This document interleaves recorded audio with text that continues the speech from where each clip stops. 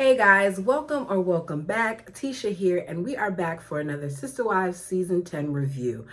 I do not know how to feel about this episode, and maybe after talking with you all in the comment section, I may be a little more clear on my feelings. But I went from being upset with Meri to being hurt for Meri to being annoyed for Meri to being mad at Meri's child, Leon, to being upset with Cody. Like, I was all over the place with this episode because it's so much fakery going on and so much surface level things or lies being told that I just do not know how to feel. But we begin this episode seeing Maddie have a conversation with her dad about her wedding dress. The bald eagle feels like because he's paying for the dress that he should be able to do like what he did with Robin and see the dress ahead of time. This is not the bird. Cody doesn't need to overly be involved in the process, but we know that no matter what he does, he's going to try to make said event about him.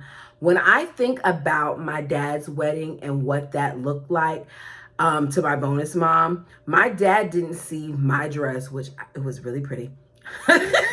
He didn't see my dress until the day of the wedding when he came in to greet me and give me a kiss. So I don't understand why this man feels like he's supposed to see the dress before time when that's not normally how it goes. So Maddie lets him know that she wants it to be a surprise for him too. So they discuss the attire. She says it's going to be khakis and white shirts. You have Cody saying that he doesn't feel like he looks good in khakis. But Cody, this isn't about you.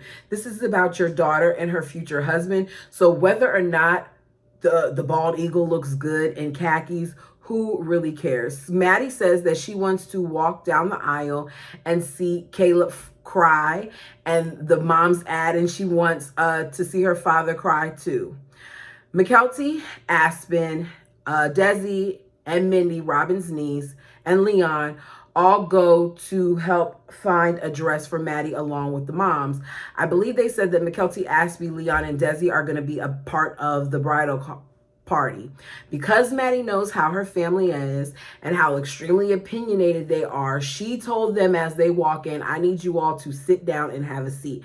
Now, Meri wanted to help pick dresses and stuff like that, but she says, no, I need you all to sit down and have a seat. And out of everybody there, she picks her, I believe it's her maid of honor, Desi, to help her find a dress. So along with the owner of the shop, they locate some dresses.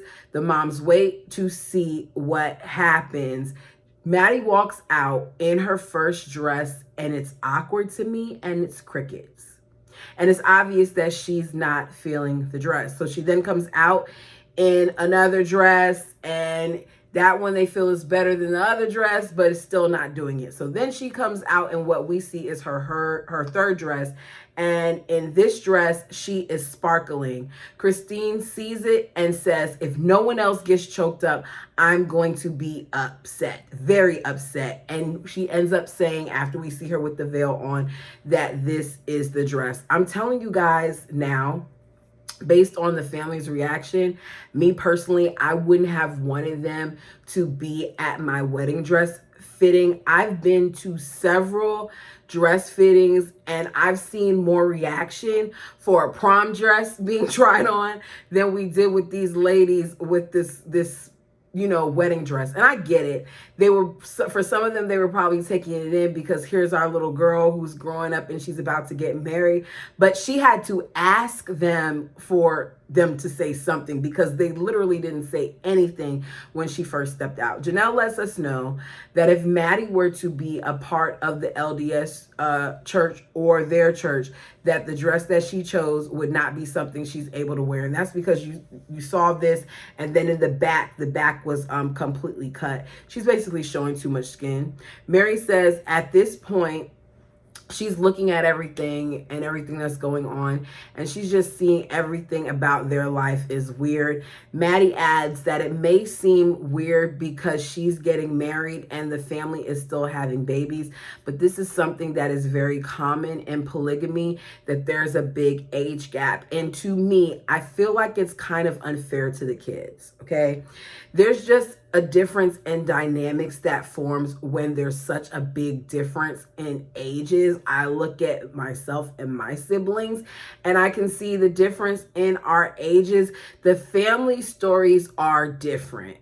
To me, sometimes when you have, we'll say like over 10 years of an age gap, I don't want to say that you're not siblings because it's siblings, but I look at an example, myself and my baby sister. We're 10 years apart. And her as a baby, that was my little baby. I loved, hanging out with her.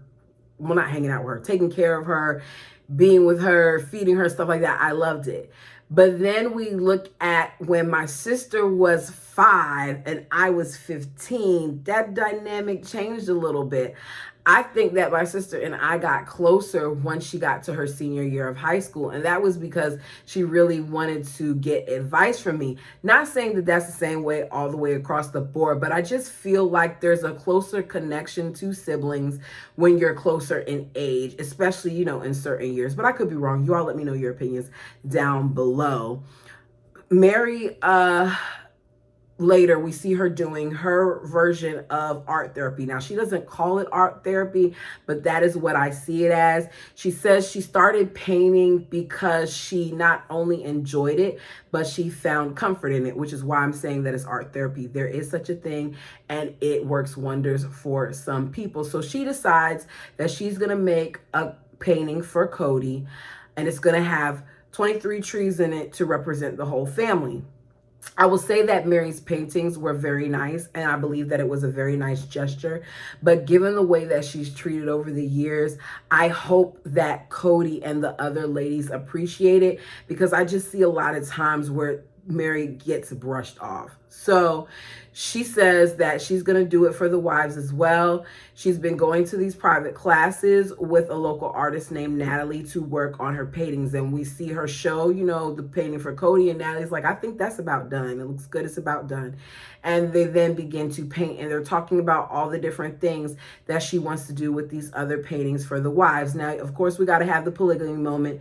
Natalie says she didn't know she was a polygamist, nor does she care.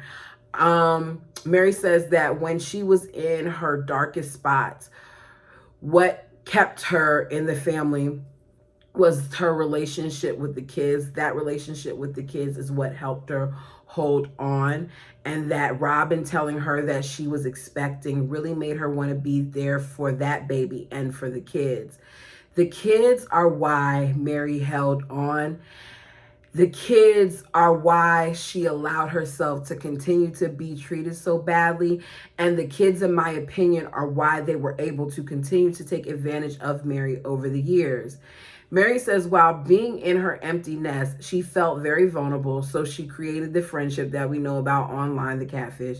She thought that he was a friend, and she's going to call it he because that's what she thought it was at the time, but ended up finding out other things. So before even meeting them, she was in a place where she needed to heal her relationship. So she's saying, before I even had any type of interaction with the catfish, Meri, was in a place where I needed to heal my relationships.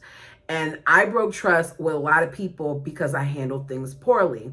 I feel like they broke trust too. And I wish that they would say that, because it seems like they don't really do that. I don't feel like Cody followed his promises either. He lied to Meri. He manipulated Meri. He hurt her, and he hid things from her too. But you won't hear him come out and say that. But if you really look at things for the way they were and how they played out, you can tell he hurt her too. And we'll get in a little bit more discussion about that further on based on one of the comments that you guys made. So Now she wants to heal her relationship and try to build trust back. We see her continuing to paint, and she's putting a lot of effort into it. She talks about how she wants these different pieces to be. For example, she wants to do 8 pine trees for Janelle's painting because Janelle likes camping, and for her, it represents the kids as well as Cody and Janelle.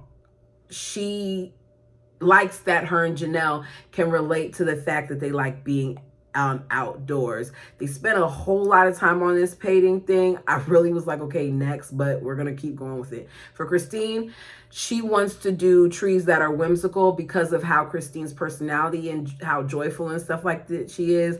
And for Robin, she wants to give Robin palm trees with the sunrise because that is where Cody and Robin are in their relationship.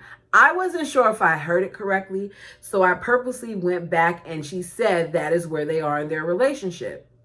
Meri has this way of providing us with different details without telling us how she truly feels. She did the same thing when they kept talking about the commitment ceremony and how she said that she felt like they had things that they needed to work on first before they should be doing the commitment ceremony. And we saw how Cody tried to brush over it. But Meri very much so recognizes that there's something different about the feathered people's relationship, about eyebrows, and I want to call them a palm cockatoo. I don't know why. Palm cockatoos are beautiful.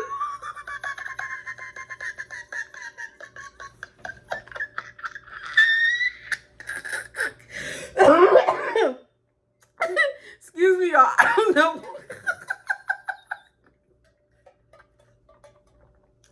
I don't know why I wanted to call Cody a palm cockatoo, but that's what I thought about. You know, with their little... Okay, I remember what I was talking about. She notices that there's a difference. Meri says, if you throw a frog into hot water, he'll jump out. But if you throw a frog into cold water, they'll gradually turn up the heat and the frog won't jump out. She says that's what happened to her. She had all this stuff piling up and she chose to ignore it. So, in my notes, I deemed this section as the dramatics of the bird continue. Robin and Cody had to go look at baby sister, because that's what they keep, we're gonna go see baby sister at the midwife's home. I don't know what it is, but something about how they say baby sister really annoys me to the point where I just want you to call the baby or let us know what the baby's name is. And it's not that there's anything wrong with being excited about baby sister. It's just the way they say it. They say it in that a difference in voice. Like, you know how sometimes when you see a child, you're like, oh, hey there, Pooh. That's the kind of vibe that I'm getting, and it's annoying me because the baby isn't even here yet, and you're doing the baby talk whenever you talk about baby sister. All right. Cody wants her to have the baby on the 31st of December for tax deduction purposes. I'm not joking. This is what he said. He said he thinks it would be cool if they could do that, because if you have the baby before that, you can claim him for the year. Whatever, Cody. She's 37 weeks, which means she's full term.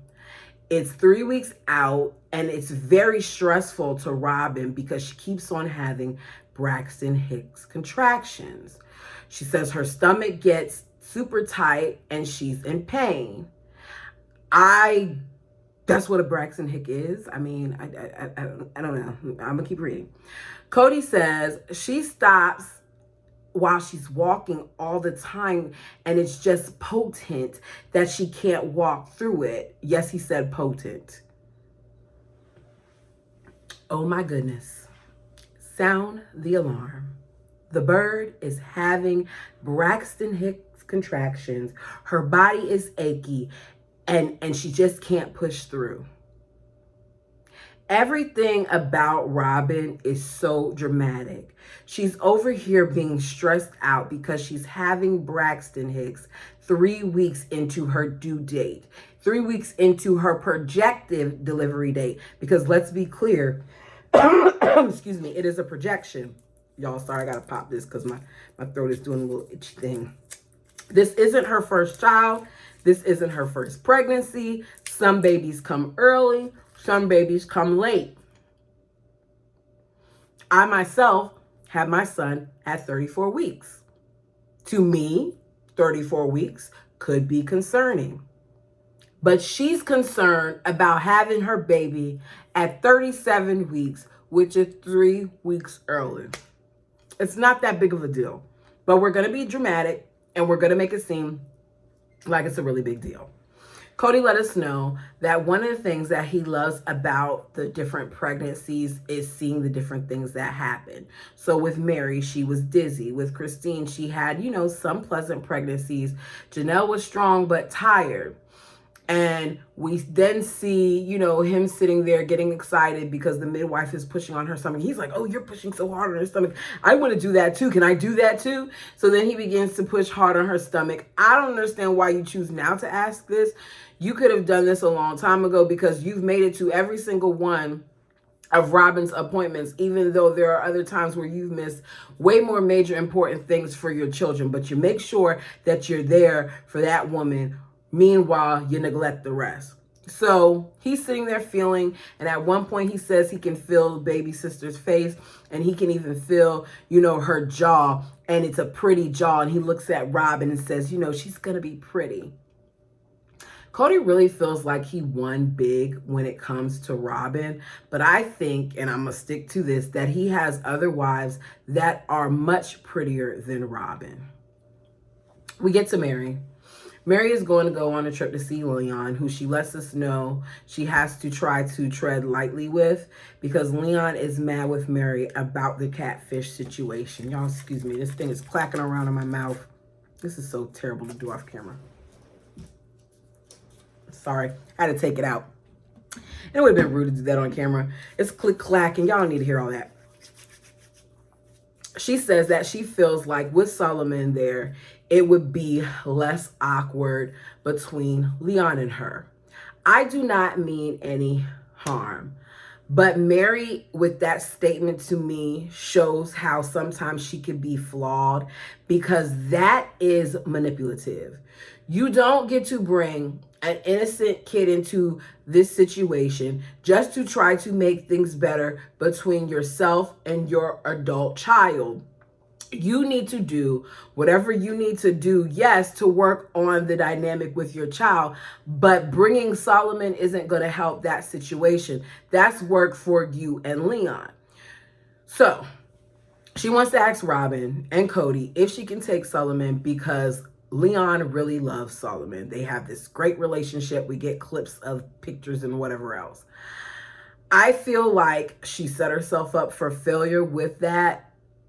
If this child is 4 and we later get told that he never spent the night anywhere, did she really think that they were going to allow her to take him out of state? So she goes over there and she says, I have something to ask you guys. I'm going to Utah and I want to know if I can take Solomon with me. Cody says, I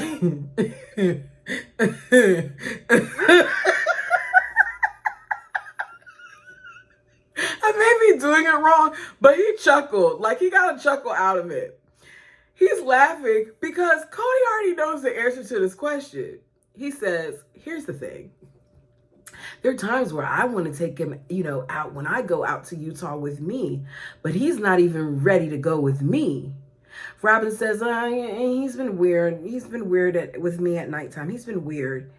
Then you have Cody again. Here's the thing. He's only 4 and he hasn't had a sleepover yet. Meri says, that's not true. He slept out my house before. He slept at my house when you all wanted to go somewhere. He stayed at my house. Robin says, yeah, that is true. But, at night he wakes up with these really bad dreams and he's crying and he's looking for me. Because y'all know he still sleeps in the bed with them, which is why I don't understand why we keep hearing about this bedroom that we know that the 2 kids aren't going to sleep in because they're going to be sleeping with Cody and Robin. Meri is sitting there and she says in her confessional that she's surprised by how quickly Robin said no, and I'm not surprised at all. You all let me know down below, even though we now know the outcome. Were you all surprised by that no? Because I wasn't. Excuse me. My stomach is growling. Y'all, I got all types of gross stuff going on. I'm sorry for this. Don't hold it against me. Meri feels like they are being overprotective. And that question is asked, and she says yes. Robin, however, does not feel that way. I personally call bull. Because maybe if Robin stopped smothering Solomon, maybe if she stopped being a helicopter mom, maybe if she made him sleep in his own room instead of in the bed with her, maybe he would learn not to be so attached and he would learn to be okay. Meri says, okay. As she stands up to walk out, Kody begins to question Robin, asking her if she gets anxious about him leaving. And she says she's just anxious about where he is right now. Him saying this and asking Robin these questions is causing further division. And it's also showing that Robin is the issue. Now she's saying she has to make him go places. Meri says, so make him go with me. Are you sure? Robin says she's worried about him being stressed out. Meri says, after they said no, I took it personal and I knew I had to get out of there. Kody says she seemed shocked, surprised, and hurt, which made him rethink their position. And that's why he had asked Robin some more questions. So we see them have the conversation back and forth. The bottom line is they don't want for the boy to go. She can make all these excuses that she wants to. She does not want her kid out of her sight. And she's been that way with all of her children, which is good in some ways because you are able to protect them from certain things. But it's bad in others because you create this lack of socialization that we see that all of her children so desperately need. If you watch Aurora, when Aurora talks now in current seasons, I have to remind myself that Aurora is in her 20s. It's ridiculous. You go from having these kids that are parentified to having these other kids that are like infants. I don't know what the word is, but y'all get it. These ones are being taught all these responsibilities and being forced to sometimes take on the role of what parents are supposed to do. Meanwhile, these ones are being encouraged to remain extremely dependent upon their parents. She said she doesn't want Solomon crying and waking up with nightmares and then being freaked out. Why isn't Kody talking about these supposed nightmares too at this time? Because he's over there every fourth night. So at some point, he should be seeing and experiencing this too. And I'm going to tell y'all why. I think it's because it was all a lie.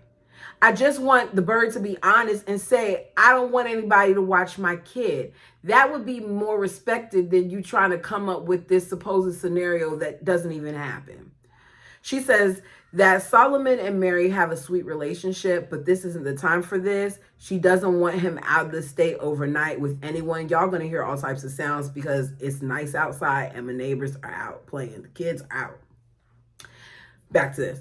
She wants him to be older. The bird says, why are you asking me about this, Kody? He says, because based on how Meri just left, I can see that this is hurting Meri.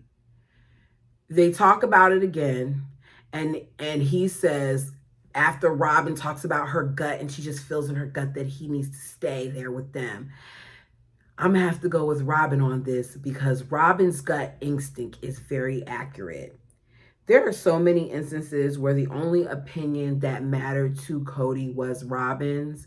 This is her kid, so at the end of the day, I'm not going to be able to argue with her saying no. But I just personally, if I was in that situation, I wouldn't want a bunch of crap. So because they know that Meri's in a vulnerable place, the both of them go over to talk to Meri yet again about this whole situation. I don't understand why they have to drag it out. You already said no. So she wants Meri to know that they trust her and that they know that she has a connection with Solomon, that she's not trying to stop it. It's just not the right time for Solomon. Now you have Kody, who didn't say anything. I don't look really dark. Let me plug in this light. Now you have Cody, who didn't say anything about that whole situation with Meri and the Solomon having nightmares and all that other stuff. Now you have Cody wanting to add to it, which makes me feel like the fact that you have to keep going down this rabbit hole of all the instances where Solomon is so greatly affected, I feel like you're making it up. It doesn't require that much explanation. So he's over there telling her a completely different story. He's telling her how even when he takes Solomon out for an hour and a half, that after about an hour and a half, he's asking for his mom, and that at night he can't be away from his mom for too long. Why wasn't all this said before? We're going to make up anything just to further this whole thing. And even if that was the case, teach him that he is going to be okay without seeing his mom for some time. Parents do it all the time. You know what it's called? Daycare. I mean, it is. He said just the other day, he was playing with Truly, and he left Truly and came back, and I told Dayton, go back over there. And he said, no, he needed his mom. And he had a whole meltdown. And that's because they always give into Solomon's request. You saw it many episodes ago when Garrison basically was like, y'all gonna raise a little mini serial killer because y'all aren't teaching him right, and he always gets to have his way. And this is yet another instance. It's not going to traumatize him to be told no. Meri thinks it's because they don't trust her. Robin wants her to get it through her thick skull that she loves her, and so do her kids. The questioning thing that she does really makes her want to shake Meri. Meri has a legitimate reason to question all of them because they're a bunch of liars that have crapped on Meri just as much as they now claim that Meri has crapped on them. So she offers Brianna to go instead. And that's because Brianna is not the firstborn precious child of the Cody and the Robin. So Meri agrees to having her come. Brianna wants to go and is even more excited because she finds out that she's going to miss a day of school. Meri says without all these other kids, it would be very lonely. Brianna loves her and doesn't have any judgment or anything on her. And that's because unlike the older kids, the younger kids didn't really know about the catfish stuff, I'm assuming. So we see them hit the road. Meri talks about how much she misses Leon and having Leon home, but Leon is angry. They stop and get flowers for Leon and a plant for Meri's mom. Meri says that with her and Leon, they're both people with strong personalities. And when they have an opinion sometimes, if shared well, it goes well, but sometimes it's not. Leon is upset and feels like Meri betrayed them and the family somehow. I struggle with that part of it because I feel like Leon had a reason to be upset, but I don't feel like Leon truly showed their mom compassion for the situation. So they arrive at Meri's mom's house. They aren't on great terms. Meri wants to talk about things, but Leon does not. You could tell that they are off because it's not the normal, interaction that you would see. And Leon says they don't feel comfortable about talking with Meri. What in the world did Leon hear while Meri was in that house that has Leon this upset? I don't get it, but we'll get back to it. So it's venue time. Back somewhere, we see Maddie and Janelle and Cody looking at venues. The first place they like, Maddie looked at a bunch of places ahead of time. So now they're going to look at the top 3 together. She's been in Billings for several months and she has a job. It's a slower pace, but she's happy. So they toured that first facility and she says she likes it, as I said earlier. And for the umpteenth time, we're told about the wives and their wedding situations and how they had to be more secretive about it and how they could have gone to jail. At this point, we do not care, especially because now we know that a lot of what we were told were lies, half-truths, fabrications, alternative facts, whatever you want to call it. It was not right. Cody loved that that place had a gazebo, that they were by the water, that they had trees and beautiful scenery. There's this bridge with water running over it that made me nervous while they were standing on it because I didn't see any type of railings. If it was invisible to me. Y'all tell me if you saw a railing. But a lot of people like to take pictures there. There's this big tent that has a lot of space. And we know they have to have this big dance floor for Cody and his horrible dancing because he says they got to do a mosh pit. There's even tree houses where the different people can get dressed. The next location is more rustic. It's nice too. It has a barn. Maddie is excited about it. They have 32 acres that they can use any part that they're interested in. There's a log house that sleeps 23 people in beds comfortably. They look at the barn. They like the lights. They like the space. On to the third location. Now, the third location is near Billings, so Caleb was able to make it to this one. It's kind of like an outdoor museum. I personally didn't like it, and it seemed like they thought it was okay, but maybe not for a wedding. Cody sees Caleb and Maddie, and he says he's just excited that they're in love. That was something that he wanted his daughters to have, which is interesting because he wasn't in love with all of his wives himself. But I guess now that he experienced it with the bird, he felt like everybody should. So Cody says, baby sister, yes, I'm rolling my eyes because I just keep hearing how he says it, will be his 11th daughter. So they're probably going to see a lot of venues. He just had to throw that in there. No disrespect to the child, but we've heard about baby sister even before baby sister was conceived. Christine says, you're going to be looking at least 33 wedding venues if each one does 3. If baby sister gets married at 25, he says he'll be 73 when she gets married. Cody feels like it doesn't matter though, because when he's 73, he's going to look 50 because of what great shape he'll be in. You know, he's going to give himself credit. Not the wives didn't say that about him. He said it about himself. Caleb, they talk about locations and which one they want to do it at. And Caleb says whatever Maddie wants, he's okay with. She ends up picking the first venue, which is the same one that I would pick. So we're back in Utah. It's the next morning, and they're at the old house in Lehigh, where Meri's sister is currently staying. Meri and Brianna are making breakfast. We talk about how, you know, at this point, they've now lived in Vegas longer than they lived in their house in Utah.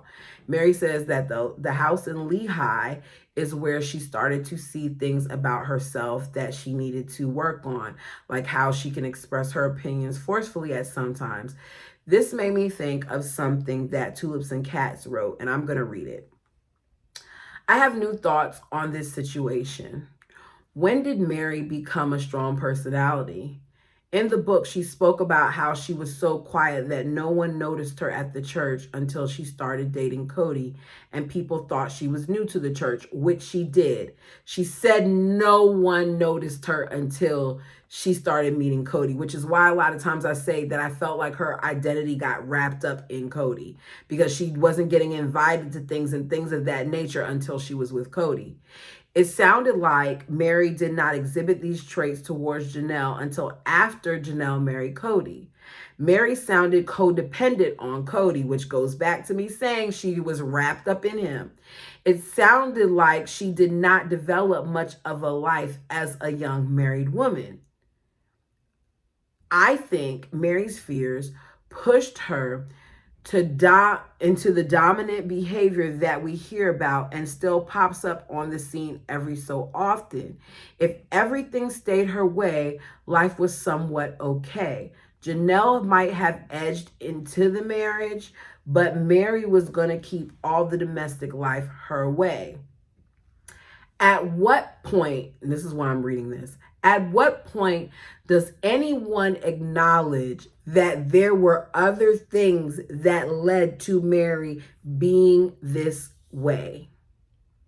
Meri is taking a lot of the heat for things that I do not think is just on her.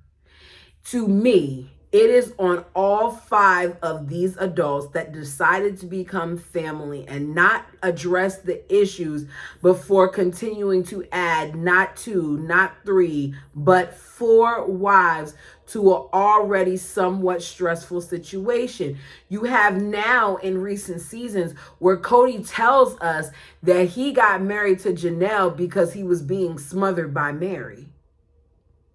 He then also said that he added on Christine to help with things that were going wrong with Janelle. Well, if you never address an issue and you just keep on adding on wife after wife, there would be a problem.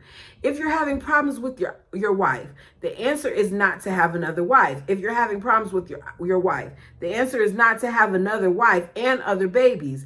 It is inconsiderate and selfish, and it's not fair to the women that you supposedly love. But Cody does not want to acknowledge that. So Meri basically let us know that she experienced a lot of changes while being at the house.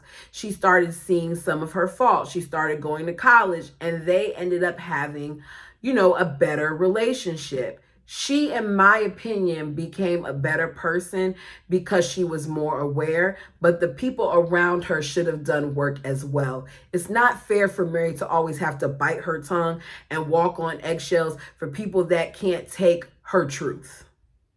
Is there a way to deliver it that doesn't seem so aggressive? Yes. But listening to some of Janelle's complaints and some of Christine's complaints, I don't feel like Meri's delivery was always aggressive. I just feel like they didn't like what she was saying. She says, you now have 5 years later where all the kids are growing up, that Leon moved out. And as a result, she's had a hard time with finding her place. This isn't anything new that Meri is telling us in this episode. She told this to them time and time again, and we saw it. We saw her do it multiple times, even when they had a visit with their sister-in-law, Erica, who was married to Cody's husband. And I think even another polygamous family, they had this discussion of Meri, what that transition would look like. She was hanging out with a friend who had an empty nest because the friend could relate more than the people around her could. But they didn't care about it. They wanted to keep saying, oh, it's all right. Even though Leon's gone, you still have our kids, but your kids aren't interacting with her on a daily basis. That's not the same thing. They don't live in her house. They didn't want to hear about it. They didn't care. Instead, they wanted to make it seem like Meri was being a nuisance. So Leon walks in, says hi. You can feel the tension. Leon said, as a kid, they felt very close to their mom. Moving to Vegas, the family got closer. I'm not sure how that happened because we've heard from the other parents that they weren't closer, that things are falling apart. But Leon says they got closer. They said even with going to college, they realized how much they relied on their mom, to the point where Leon was in the grocery store one day and had to call their mom because they didn't even know what type of bananas to get. So Leon feels like now they're just at a point where they're an adult, but Meri doesn't let them be. I don't think that this is just a Meri thing. I think that a lot of parents struggle with transition initially, and sometimes that requires for a little bit more grace to be shown. Now, Leon adds they feel smothered and they just can't take it. Leon says one of the reasons why they wanted to get back to Utah is because they wanted to be a part of their old church, and now that's not a thing for them. Sorry, I didn't mean to see y'all. Y'all know I struggle sometimes. I'm not trying to be disrespectful. Let me put that out there. But when you're seeing a whole bunch of this person in one way and you got to remember how they are now, sometimes I may slip up. So Leon says getting an education gave them an ability to think clearly and critically. And now they do not think that what they were taught before is right. You got to remember, Leon didn't go to public school until Leon got to Vegas. So a good portion of their education was influenced by that church school that they went to. I keep doing it. Leon doesn't believe what their church taught. As they're in this old house, everything that Meri is saying currently is getting a negative response from Leon. Leon wants to know why Meri has to use so many paper towels. Leon was in the room being shown their old room, and Meri's talking to their cousins saying, when Leon was little, when Leon was a little child, this was their room. And Leon is saying, I wasn't little. It's just like thing after thing. Then Leon says, I have a question as they go back. Why do you draw your eyebrows so thin? Now, was I looking at Meri's eyebrows in the confession saying that they were thin? Yes. But I wouldn't have said that to my mom like that. I keep saying she, y'all forgive me.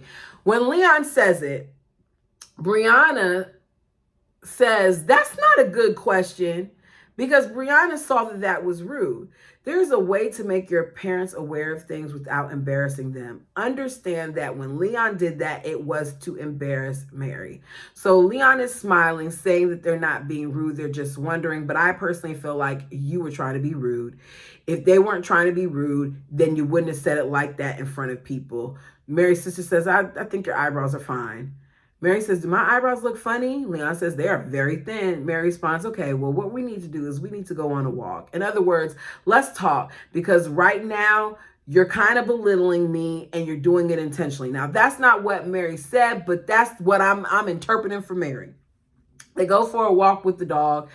They have pleasantries about school and things of that late nature. Meri says that the way she handled the situation with the catfish wasn't wise. It's very evasive, and that's part of the thing that I don't like about Meri, but we're just going to go with it. She thinks that that's why Leon's upset. She lost trust with Leon, and now she wants it back. That's hard to do. It's hard to break trust and gain it back. At this point, Leon says it's been over a year since they were like how they used to be. Leon claims to want a relationship with Meri, but it has to be on their terms. Leon says, part of me feels selfish. My stomach is really growling because I just don't care.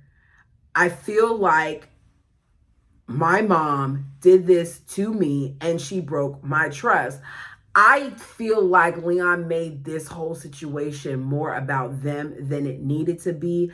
I get that the calls were being made at times when Leon was around, but I feel like, is it warranted for Leon to be this upset? But I am also aware that a lot of what went on I'm not privy to, because I had stopped watching the show at this point. So please let me know down below. Do you feel like Leon had a legitimate reason to be upset? She had a relationship that from the beginning, Leon told her not to have. So at this point, to Leon, an apology is not enough. Leon is pissed. Pissed, I tell you. They are hot and they are unwilling to forgive Meri. You know, when people start crying and they're talking and they're mad, they are really mad. She said, y'all, they said that Meri ruined the relationship. Leon doesn't care if it wasn't real because Meri disregarded their feelings. It's not Leon's job to fix it, and they don't forgive Meri yet. They understand it's hard because they don't want to talk to Meri. They don't want to talk about it right now because they're still upset and angry. I guess that's fair for them to be upset and angry. I just feel like, show your mom a little bit of compassion. Meri said that Leon was home when a lot of this was going on, that Meri felt like she was protecting their family, but Leon probably felt like she was going to run away with the guy, but she never was. I don't believe that. I very much so believe that Meri was ready to run away. And if it was a girl, if it wasn't a girl, she would have run away. If it wasn't a situation where this person was torturing her in the end, as she said, then she would have been out of there. But one thing that I know is that this is Meri's story. And at this point, Meri is sticking to it. Leon says that eventually maybe they will talk to Nancy, because Meri suggests them doing a session together, but they don't want to talk to Nancy and Meri. They want to talk to Nancy first by themselves. They say, I'm mad at you. I'm upset about the situation. I don't feel like it would be healthy to do all of that right there. I love you. I shouldn't have said that your eyebrows are ugly. And hopefully things will get better. I just have mixed feelings about the way they're treating Meri.